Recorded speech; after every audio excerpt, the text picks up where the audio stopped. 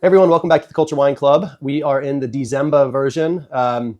When you go to South Africa, if you get a chance to go in the month of December, it is known there as December, which is basically when everyone gets to celebrate the holidays, the summer really kicking off, and just enjoying life. So a lot of people consider December as a state of mind and just a fun, like loving, joyous time there. So we're going to have a celebratory set of wines this month. Both are going to be sparkling from Genevieve. So Melissa Nelsen, the owner and winemaker of Genevieve, is this incredible, dynamic person who was a pilot before she became a winemaker.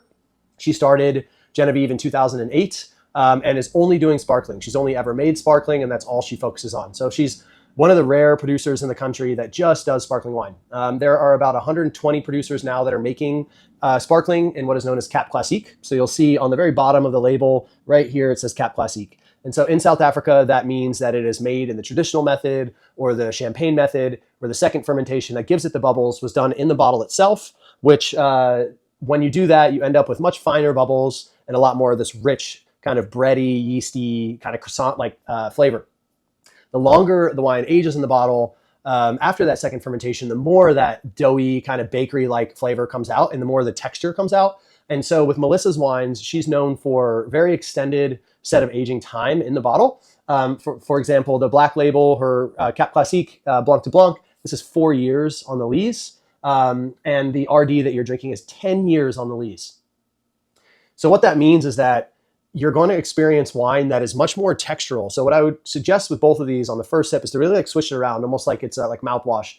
And what you'll see is like the gums of your mouth and even like your teeth are going to have this coating, this like creamy kind of coating. And that comes from the yeast. This is a great way as you're kind of blind tasting sparkling wine to know, A, was it made in the champagne method, the second fermentation's in the bottle, or was it made like a Prosecco where the second fermentation is in a tank? When it's done in a bottle in the traditional method, you're going to get far more texture than if it was done in a tank. Melissa is known as being one of the best Cap Classique producers in the country. She's also in an area that is somewhat unusual for sparkling wine production. You'll see on the map here that sparkling wine is really limited to two regions in South Africa primarily. One is Robertson. The reason Robertson is so important is because it's the only area in South Africa that has limestone soils. So limestone is what we see in Burgundy and to a limited extent in Champagne, where it's kind of chalky limestone mix. And that limestone lends itself perfectly to Chardonnay. Now, it's further inland, so it's a pretty warm area. But because of the way the mountain shapes here and the mountain kind of funnels out, it pulls in the very cold water off the ocean every day. So you can have these shifts of 40, sometimes 50 degrees from day to night. And that helps preserve the acidity and makes really fantastic wine. The other area where you get sparkling wine production is Franschhoek. And that is because you get a lot of grapes grown at elevation, Chardonnay and Pinot Noir especially. But still a somewhat warmer area. So interestingly, those two places harvest in January roughly for sparkling wine, which would be like July for us. So that's a pretty typical time for sparkling wine production. Almost always sparkling is the first to be harvested because you need it at the highest acidity. But the Bot River appellation for sparkling wine is really interesting because it's on the coast. So it's much cooler than Robertson and Franschhoek. Because it's much cooler, it's harvested in February. So that late ripening, that additional month of ripening, lets the Chardonnay go from this kind of greenish color to the more golden color.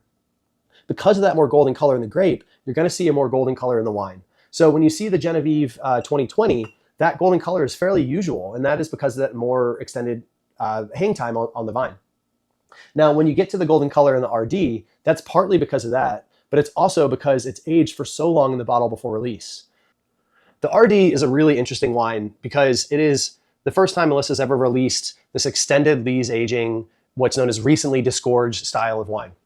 So in 2013, Melissa had such a good vintage. She was finally at the stage in her business where she could start holding wine back. So in the 4-year mark, where she was looking to disgorge the wine, so that is getting rid of the yeast that's in there after that second fermentation, getting ready to go to market, she decided that she wanted to hold back a couple thousand bottles of this wine just to see how much further she could push the aging. So every year that went by, she would taste another bottle and see how it was aging and determined this is holding up well. So 2017, 2018, 2019, and so on. And finally, at the end of 2023, she decided that this vintage was ready to be disgorged and sent to market. So that was 10 years of aging in the bottle before release. So this is really cool. I only imported about 50 cases of the wine. It won't be out again. It's a one and done thing. Maybe down the road, Melissa will decide that she'll want to hold back more stock and do another recently disgorged wine. But this vintage you won't see again. So I have a little bit left in stock, and then it's a goner. This is the most unique sparkling I've ever tasted from South Africa. It's so tasty. It would stand up to really kind of intense cheeses. It could stand up fully to entrees of like white meats or grilled fish, or you could just have it on its own and celebrate the end of the year with a really damn good and interesting bottle of wine. All right, everyone. Thank you so much for tuning in and for being a member. Happy New Year. I can't believe we're already there, but looking forward to seeing you in 2025.